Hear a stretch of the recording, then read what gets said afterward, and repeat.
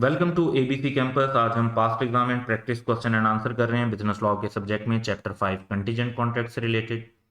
तो पहला क्वेश्चन हमारे पास पास्ट एग्जाम स्प्रिंग 2017 से है, जो कि 4 मार्क्स का क्वेश्चन है। सिनेरियो है कि वजीर said to Sahulat, I will buy speed boats worth rupees 10 million from you if you obtain the licence for me to operate the boats at Clifton beach. अच्छा, अब यहां पर एक तो ये नोटिस करें कि इफ का मतलब है कि कॉन्ट्रैक्ट कंटीजेंट है। दूसरी बात ये कि जो लाइसेंस है वो बोट्स को ही ऑपरेट करने के लिए ज़रूरी है, तो ये एक कोलेटरल भी है।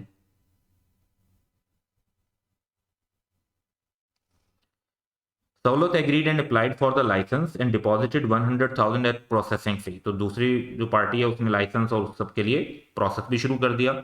However before the issuance of licence the city government imposed ban on the issuance of new licences. Ban का मतलब है कि जो लाइसेंस मिलना है, जिस इवेंट की हैपनिंग पर कॉन्ट्रैक्ट परफॉर्म होना था, वो इम्पॉसिबल हो गया।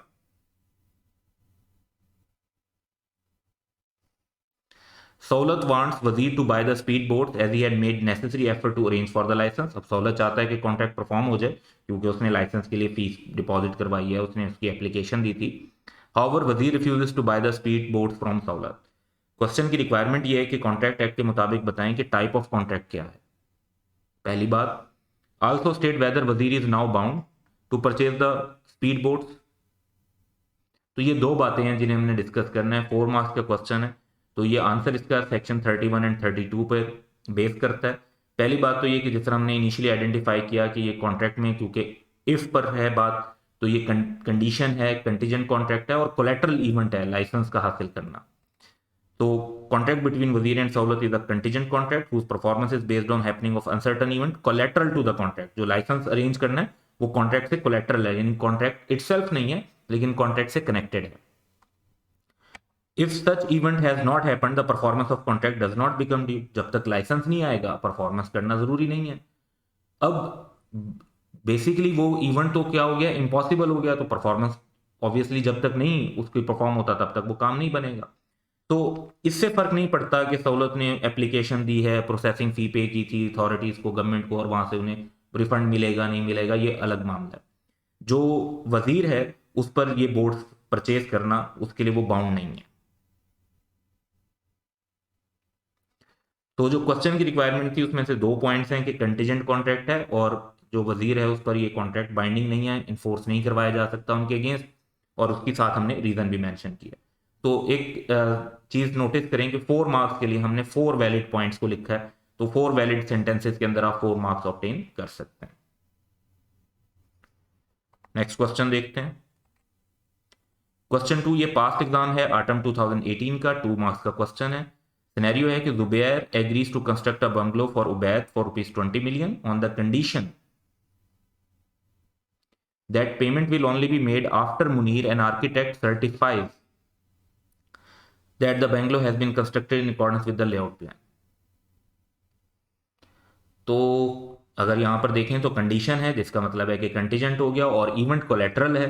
तो कोलेटरल किस तरीके से, क्योंकि जो सर्टिफिकेट है वो बेंगलो की कंस्ट्रक्शन से ही रिलेट करता है।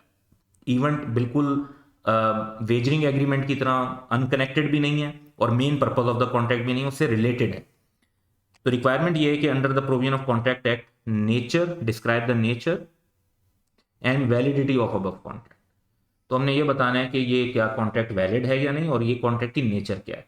तो सबसे पहले हम आंसर देखते हैं, सेक्शन 30 और 31 पे डिपेंड करता है।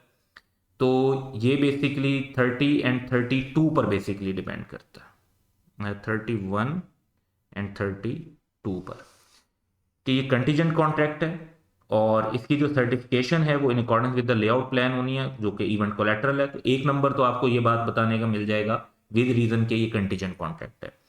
दूसरा नंबर आपको इस बात का मिलेगा कि ये वैलिड कॉन्ट्रैक्ट है, लेकिन इसकी परफॉर्मेंस सिर्फ तब इन्फोर्स की जा सकती है जब कोलेटरल इवेंट हो जाएगा, यानी मुनीर से सर्टिफिकेशन मिल जाएगी। तो ये बेसिकली दो बातें पूछी हुई थी, 2 मार्क्स थे, दोनों बातों का एक एक नंबर है। क्वेश्चन 3 में हम देखते हैं, एक प्रैक्टिस क्वेश्चन है।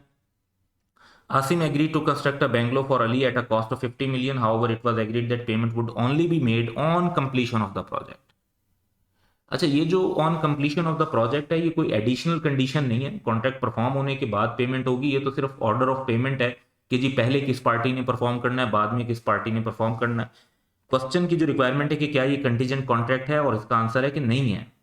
वो इसलिए नहीं है क्योंकि इसमें जो कोई कंडीशन कोलेटरल इवेंट की नहीं है, बल्कि condition just performance of the contract की है कि कॉन्ट्रैक्ट परफॉर्म होना है, प्रोजेक्ट कंप्लीट होगा, दूसरी पार्टी पैसे देगी। तो just order of performance decide हुआ है कि एक पार्टी ने पहले प्रोजेक्ट कंप्लीट करना है, फिर दूसरी पार्टी ने पेमेंट करनी है। इसमें कोई कॉन्ट्रैक्ट की performance itself contingent on collateral event नहीं है।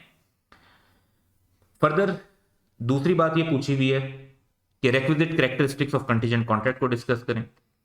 तो ये कंटीजेंट कॉन्ट्रैक्ट नहीं है क्योंकि इसमें जो कंडीशन है कि कंस्ट्रक्शन कंप्लीट होनी चाहिए, वो कोलैटरल नहीं है बल्कि इटसेल्फ कॉन्ट्रैक्ट की कंसीडरेशन है और उसका इंटीग्रल पार्ट है। एसेंशियल ऑफ कंटीजेंट कॉन्ट्रैक्ट पर बात करेंगे तो 3 बेसिकली एसेंशियल्स हैं जिन्हें कैरेक्टरिस्टिक्स भी कह सकते हैं आप। नंबर 1 ये कि परफॉर्मेंस जो है वो डिपेंड कर रही होती है हैपनिंग या non happening of some future event.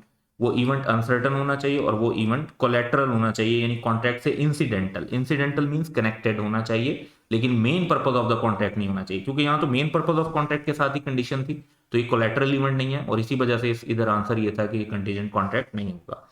So that's all for today, have a good day.